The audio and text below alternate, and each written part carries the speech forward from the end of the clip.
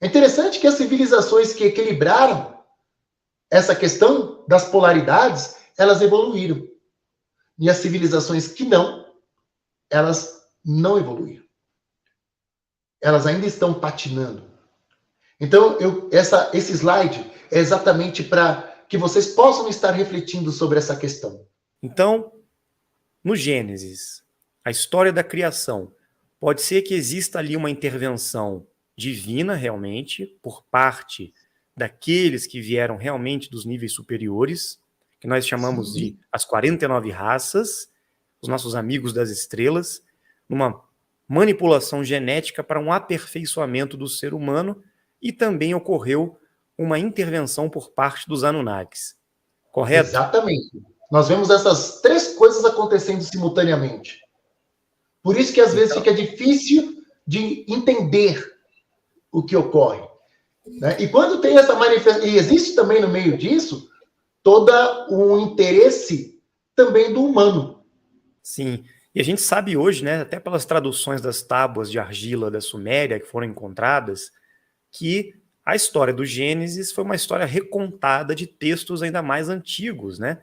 Então as placas de argila confirmaram isso para nós, inclusive trazendo os Anunnaki como aqueles que vieram do céu para a terra e modificaram um ser humano primitivo para trabalhar para eles.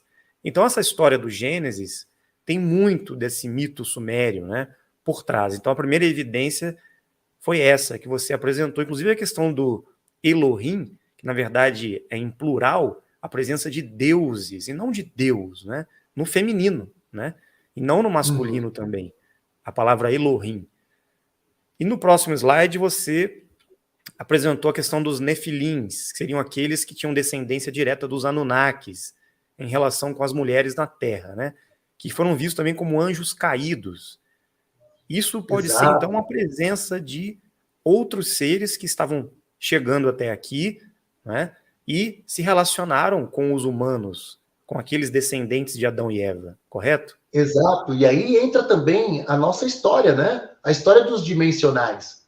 Inclusive, num programa seu, você falou bastante sobre essa questão, né? Esclareceu bastante sobre isso. Então, eu até convido as pessoas que não assistiram esse seu programa para buscar, né? Porque tem bastante esclarecimento. Então, mais uma vez, tem várias manifestações aí, né? E que essa ideia de que a igreja também estruturou, né? E a própria teologia, que esses anjos caídos são demônios, está totalmente errado. Totalmente errado. Ninguém foi expulso, ninguém caiu, ninguém é do inferno, porque é interessante que essa ideia do demônio, a gente pode até fazer uma live falando sobre isso, que ela vai sendo construída, porque nesse período não se tinha uma ideia de um demônio. E não tem um livro na Bíblia que mostra um demônio sendo criado por Deus, porque também seria uma grande contradição desse Deus que é amor, que é onipresente, onipotente, onisciente, ele criar um inimigo. Por que ele criaria um inimigo? Ele está de brincadeira? Então, esse demônio foi construído também pelas religiões para trabalhar a questão do medo e da culpa e para manter as pessoas no controle. Porque Deus não fez um demônio. Os deuses dos outros povos eram considerados como deuses pagãos, povos pagãos, que não eram Deus certo. Mas nenhuma das vezes eles eram apresentados como demônios. Eles simplesmente não gostavam daqueles deuses. Mas eu quero dizer também que esse Deus, Javé, que era também chamado de El Shaddai, que quer dizer Senhor dos Exércitos, ele era temido pelos outros povos. Porque quando o povo chegou com a Arca da Aliança, que nós vamos falar disso no próximo programa, e com esse Deus El Shaddai, esse Deus destruidor, né? Ele era temido. E tá como mais a gente Anunnaki, né? Sim, tá mais para tá mais exato, do que esse Deus que é apresentado por Jesus. Quando a gente chegar nas evidências ufológicas na Bíblia do Novo Testamento, a gente vai ver que Jesus apresenta um Deus completamente diferente. Então, o Deus que é apresentado por Jesus não é esse Senhor dos exércitos, os filisteus, os jebuseus, os cananeus, né, temiam que era o Deus da destruição, a gente pode dizer que esse Senhor dos Exércitos era um demônio para esses povos, que foram suprimidos, né? Que foram destruídos. Cássio, eu queria trazer um ponto interessante, fazendo paralelo com essa questão da evidência ufológica, né? A presença dos Anunnaki, né? Inclusive na época de Noé, a questão da criação da arca pré-dilúvio, né? A gente sabe que teve a presença do Enki.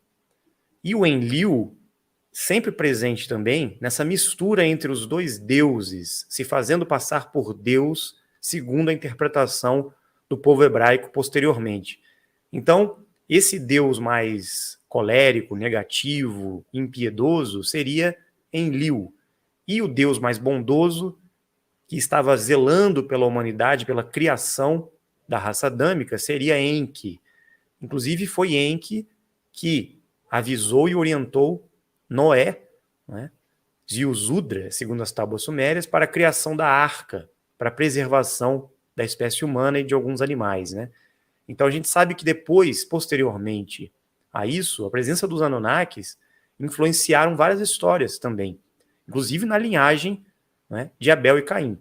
Quando Caim mata Abel, essa linhagem parece que foi também orientada por parte de um dos Anunnakis, né? Então fica muito explícito a existência de outros povos também, né, paralelamente a esta raça adâmica que foi criada. Então eles não foram os primeiros e nem os últimos. Já havia algumas tribos, alguns povos, outras linhagens, né?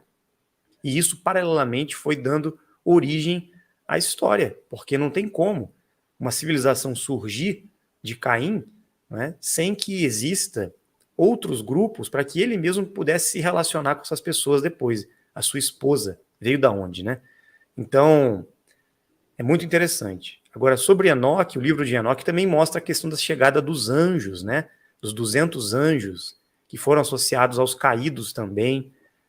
O livro apócrifo de Enoque apresenta muito essa evidência desses seres que vieram do céu, né? Seriam extraterrestres, dimensionais, ou seriam seres planetários, né? Como os Anunnakis e outras raças que chegaram aqui, né? Tem muitas evidências sobre isso. É verdade. Depois, Sodoma e Gomorra também pode ter sido um ataque a Anunnaki, uma tentativa de dizimar a raça adâmica ali, né? A criação do Enki por parte do Enlil e de outros grupos, né? E os anjos que se manifestaram ali, quem seriam? Seriam dimensionais? Conduzindo, porque eu percebo, sabe, Rafael, que nessas manifestações eles estão cuidando de uma genética. Existe uma história da salvação, sabe? Que Enki, ele está sempre ali procurando preservar, enquanto Enlil está querendo destruir. E essa genética, ela é uma genética importante, que Enki quer proteger. Então, quando eu olho para essa história da salvação, eu não estou olhando para um olhar assim do pecado, e que tem que vir um Jesus para morrer, porque o pecado fomos nós que cometemos quando dissemos não a Deus. Não. A história da salvação, ela é muito mais profunda que isso, que está guardando o material genético, está guardando uma genética que é importante para o salto que o sistema Terra precisa passar. Então, nesses episódios do Velho Testamento, segundo a sua concepção, existe ali uma intervenção divina realmente, por parte de seres dimensionais, e existe a interferência Anunnaki, é isso? Exatamente, exatamente. E aí fica claro algumas contradições, coisas que a gente acaba não entendendo. Por quê? Capítulo 1 conta uma história de criação, e capítulo 2 de Gênesis já é outra história. Sabe? O porquê que essa briga entre pastores e agricultores? Por que essa divisão? Sabe? Se todos são filhos do mesmo pai, Abraão, o porquê que os filhos não se entendem? Né? E várias outras contradições que no próximo programa a gente vai colocar com mais precisão. Né? Porque quando Moisés ele chega ali para salvar um povo, como esse povo ficou lá no Egito, eu pergunto, 400 anos e não se misturou? E Moisés trouxe uma multidão gigantesca. Eu não estou dizendo que o êxodo não aconteceu. Mas será que era um número tão gigantesco assim de pessoas? O que tem por detrás de tudo isso? E esse povo ainda fica mais 40 anos no deserto. E ali que é construído, né, a Arca da Aliança, que é o último slide aí, e o povo ele vai se estruturando, então, aquele povo nômade, ele vai novamente de encontro à Terra Prometida. Só que quando eles chegam lá, o próximo Evidências Ufológicas vai mostrar isso, eles vão se deparar com quem? Com os cananeus, com os jebuseus, com os fariseus. Olha só o povo sendo guiado à noite por uma coluna de fogo, e durante o dia era uma coluna de nuvem que ia guiando esse povo no deserto. Gente, interessante isso, né? Que manifestação é essa? Será que não era uma nave gigantesca que estava mostrando o caminho para aquele povo? Será que esse povo era um povo tão numeroso assim? Tão gigantesco? Que coluna de nuvem era essa? E aí é nesse contexto que Moisés ele sobe até o Monte Sinai e ele se depara ali com a sarça ardente. Interessante que nesse contexto também, gente, quando o povo ele chega no deserto, eles são alimentados pelo maná. Eles estavam lá, não tinha comida, não tinha carne. Então tinha umas codornas que apareciam durante um período lá, que caía lá no chão lá, que eram bênção de Deus, e eles comiam essas carnes. E tinha um maná, que o nome maná significa o que é isso? Que todo dia de manhã eles comiam e tinha um gosto de uma torta de mel. Mas o interessante, gente, que esse povo falou para Moisés assim, peraí, você tirou a gente lá do Egito, onde a gente tinha de comer e beber. E agora vocês trouxeram a gente para cá para morrer no deserto? Gente, aí vem a pergunta. Que escravo que tem comida em abundância? Porque eles disseram que lá no Egito, eles tinham comida e bebida em abundância, eles tinham carne para comer. Mas peraí, que escravo é esse, gente? Que tem comida e bebida em abundância, e eles estavam reclamando que iam morrer de fome no deserto. E lá eles receberam o maná e essa carne das codornas. É outra questão, né? A se perguntar. E por que lá no Egito não tem nenhuma evidência da passagem do povo hebreu por lá? Como escravos, como dizem. Que foram eles que construíram as pirâmides, sendo escravos. Gente, a gente sabe que aquela construção das pirâmides não pode ter sido feita por mão humana. Não pode. E por que o povo hebreu que construiu as pirâmides lá, eles não construíram nada semelhante depois que eles foram para a Terra Prometida? Pô, eles passaram 400 anos lá fazendo isso. Eles perderam a mão? Esqueceram? Não misturou o hebraico que eles falavam com a língua egípcia? Nada. Aí dizem alguns historiadores, né, que era hábito de apagar, né, quando o Egito perdia uma guerra ou qualquer coisa, ele apagava tudo do inimigo. Por isso que não tem registro de José, que não tem registro do povo hebreu lá. Será que era um povo tão gigantesco ou era um povo menor que atravessou o Mar Vermelho? Porque a gente sabe dessas tecnologias. O bastão de Moisés, a gente vê que é uma tecnologia muito louca. E todas as brigas de Moisés com o faraó, eles mostravam que os magos do faraó tinham artefatos e técnicas muito semelhantes a que Moisés tinha. Tem um momento, né, que o próximo slide mostra isso, que Arão, ele joga ali o bastão dele no chão, e o bastão do Arão vira uma serpente. É nesse slide. O bastão de Arão, depois, num outro momento, ele floresceu. A gente vai falar isso no próximo Evidência Ufológica, mas já tem a foto aí, o slide aí. Mas do lado, vocês vão ver o slide menorzinho, a foto menorzinha. Tá aí, né? Esse episódio que Arão joga o bastão dele no chão e o bastão dele vira uma serpente. E aí o faraó pega, chama os magos, os feiticeiros e tal, né? Dele, e fala, peraí, vocês sabem fazer isso aí também. Eles falam, não, a gente tem essa tecnologia também. E eles fazem a mesma coisa. Jogam um bastão no chão e os bastões dos magos viraram também 2 serpentes. Só que a serpente, que era formada do bastão do Arão, vai lá e engole as outras 2 serpentes. E Arão pega novamente o bastão e mostra que é mais poderoso. Interessante isso também, gente. Muito interessante. Né?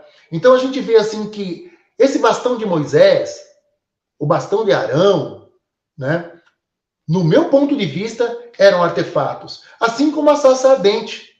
A gente já se deparou com essa manifestação que a gente chama em Dáquila de energia crística. Inclusive, Cássio, essa experiência, o relato de Moisés, né? Quando ele conversou com Deus no arbusto, em chamas, né? A sarça ardente. Quando Deus diz, eu sou o que eu sou, né? Tivemos experiências também com as divindades, com os nossos parceiros dimensionais, na manifestação do eu sou e do eu sou eu, né? Bem Exatamente. semelhante a essa frequência, né? Essa experiência. Exatamente. Sim, sim. E nós também estamos buscando essa frequência, né? Porque no nosso processo evolutivo, que vai nos levar a essa transmutação, ela vai nos conectar cada vez mais com esse corpo de luz, que vai fazer com que nós nos tornemos exatamente aquilo que Jesus disse, vós sois deuses. A gente vai ter realmente essa conexão com o nosso corpo de luz, com esse eu sou eu. Né? Então, assim, essa manifestação é muito interessante. É muito interessante. Porque aí que Moisés começa a falar assim, peraí, mas quem é você? Ele fala, eu sou o Deus de Abraão, né? O Deus de Isaac, o Deus de Jacó, né? E aí Moisés falou assim, mas ele falou assim, não diga, ele falou assim, mas essas pessoas que estão mortas, e aí ele fala, não diga que estão mortos aqueles que estão vivos. Interessante isso. E que condição é essa vida que Deus está falando que esses patriarcas, vamos dizer assim, né, estão? E esses artefatos também, né, que as pessoas acham que eram bastões, eram os milagres que ocorriam com a intercessão de Deus, mas na verdade eram habilidades também, muito treinamento que eles deviam realizar na época, nesses contatos com aqueles que vinham orientá-los e treiná-los, né, usando certos artefatos tecnológicos, tecnologia superior, que eles usavam junto com a tecnologia mental, e realizavam certos fenômenos que na Bíblia parecem ser milagres, né? E isso vai se estender depois em outros episódios também. Sim, e até mesmo assim, por desconhecer aquela manifestação, a ideia era que era uma coisa milagrosa, né? Uma coisa realmente gigantesca. Então, se nós olharmos para o milagre dessa maneira, tem uma outra conotação. É um treinamento. Assim como a construção da Arca da Aliança, né? Ela tem medidas específicas. Ela foi toda construída de madeira de acácia e forrada com ouro. Esses querubins que ficam de frente um para o outro, com as asas posicionadas para o céu, né? Então, assim, mostra que essa Arca da Aliança era exatamente um aparato tecnológico, porque Deus fala assim, olha, da Arca da Aliança, do meio das asas do querubim, você vai escutar a minha voz. E era assim, né, que eles utilizavam esse gigantesco artefato. É interessante, gente, que a Arca da Aliança, para onde o povo ia, eles levavam a arca. E teve um episódio que eu vou comentar com vocês no próximo programa, mas eu já vou dar uma adiantadinha aqui, que os filisteus, eles roubaram a Arca da Aliança e o corpo deles encheram de furúnculo. E eles não aguentaram, porque assim, até mesmo dentre o povo hebreu, tinha os escolhidos para carregar a Arca da Aliança. Não era qualquer um que punha a mão nela. Por que será, gente? E a gente sabe que tem artefatos que eles são realmente personalizados. Não é qualquer pessoa que consegue manusear aquele artefato. Ele está conectado com a frequência de onda daquela pessoa que o manuseia. E a outra pessoa que manusear pode ter um efeito contrário, um efeito rebote. E foi o que aconteceu com os filisteus, né? Os filisteus vieram e devolveram a Arca da Aliança e falaram, cara, não quero isso aí não. Porque eles pensaram, se a gente destruir esse artefato, nós podemos então vencer esse povo. E Cássio, seria a Arca da Aliança também uma tecnologia que foi passada para Moisés, para o povo hebreu, que estava ali naquele êxodo, uma tecnologia de seres dimensionais? Com certeza, com certeza. Né? Porque nesse período assim, de êxodo, eu gosto de pensar de um povo nômade, de um povo que precisa de uma terra, de um povo que está precisando de um espaço que está precisando de uma identidade, que está precisando se reconstruir, vamos dizer assim, que precisa de uma história e que tinha uma genética, né, vamos dizer assim, abençoada, que precisava ser preservada e que está realmente sendo ali conduzido e preparado com tecnologias, com treinamento, né, com alimentação adequada, né, com consciência, né, porque eles são levados também a ter uma consciência quando vem toda a lei, né, ali no livro de Levítico, como eles devem se comportar. Porque quando você olhar o livro de Deuteronômio e o livro de Levítico, eles estão colocando ali regras de como aquele povo deve viver. Aquele povo precisa se estabelecer, então precisa de lei, precisa de uma política, sabe? Então, é um povo que está se estruturando. É um povo que está precisando realmente de uma identidade e que está sendo guiado. Eu vejo exatamente dessa forma, Rafael. É isso, né, Cássio? Eu acho que deu para trazer algumas evidências, até contradições nesses textos, episódios bíblicos, de situações que aparentemente não eram simplesmente algo vindo de Deus. Havia ali uma intervenção de grupos, de seres com alta tecnologia, e essa história precisa ser melhor contada, né? Até para desmistificar um pouco a origem do homem, o que de fato aconteceu no passado, quem eram esses mensageiros divinos, quem eram esses deuses que se fizeram passar por Deus. Eu acho que esse primeiro programa das evidências ufológicas na Bíblia pegou um pouco essa parte do Velho Testamento, do Gênesis e do Êxodo, para aprofundar um pouco essa história, porque tem muita coisa ainda que vai ser revelada, né, Cássio? Então a gente tem que preparar o terreno para encontrar mais evidências num próximo programa que nós vamos fazer aqui, que vai ser a segunda parte dessa apresentação. Cássio, para resumir, como é que você conclui, né, as evidências ufológicas, para o pessoal entender melhor, nesse contexto bíblico que você apresentou? Diante de todos esses slides, né, como é que você resumiria e faria a sua conclusão dessa apresentação para nós hoje? Bem, eu diria o seguinte: vocês que já leem a Bíblia, né, e já se deparou com algumas questões surpreendentes, né, faça uma experiência de se desvencilhar um pouco da teologia, sabe? Da maneira que nos é apresentada. Porque Deus, ele é o criador de tudo. Nós, em Dáquila Pesquisas, nós não cremos em Deus, nós sabemos que Deus existe. É uma diferença, não é uma questão de fé, é uma questão de saber, né? E que esse Deus, ele é maravilhoso, que ele é ético, que ele é amor, naquilo que a gente pode imaginar de mais perfeito do amor. Eu lembro que depois que eu tive o meu primeiro contato, que uma pessoa veio me fazer uma pergunta assim: quem é Deus para você? E eu percebi que a minha concepção de Deus tinha evoluído.